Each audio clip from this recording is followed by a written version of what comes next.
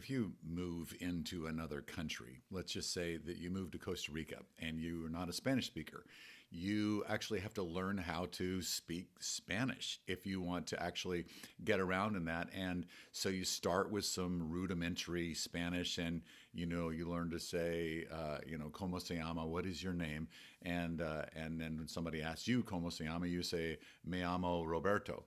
And I was Roberto Dos because I was the second Roberto. I was the second Bob in my Spanish class in high school. You have to learn the rudiments, and you learn a new language, and it's just an honest kind of a thing to be able to say, I'm not very good at saying that, so or speaking that language, but you learn over time. You develop a vocabulary, you develop an understanding of the language of that, and then as you do, you gain a new kind of fluency in how to communicate with the recipient, the receiver, and the signals that you send are more easily understood. It's very much the same way with worship, that you and I, as we get onto the playing field of worship, we start to learn a new vocabulary. We start to be able to expand some different things and learn the nuances of this word and this phrase and that phrase. So we talk about the blood of Christ.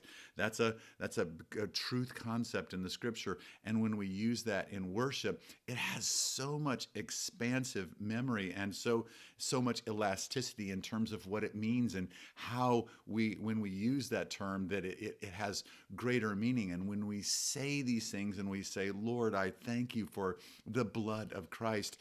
I'm so grateful for your shed blood for me." There's so much meaning underneath that. And so the language has meaning. And as we explore these things, it doesn't make somebody who can pray more flowery better than another one. It just means that we're gaining greater fluency with the language of truth, with the language of the scriptures, with the language of worship and worshiping our God. And so as we get onto the playing field with this, start to grab some more terminology and experiment in. And I like the way that Lindsay talked about that yesterday.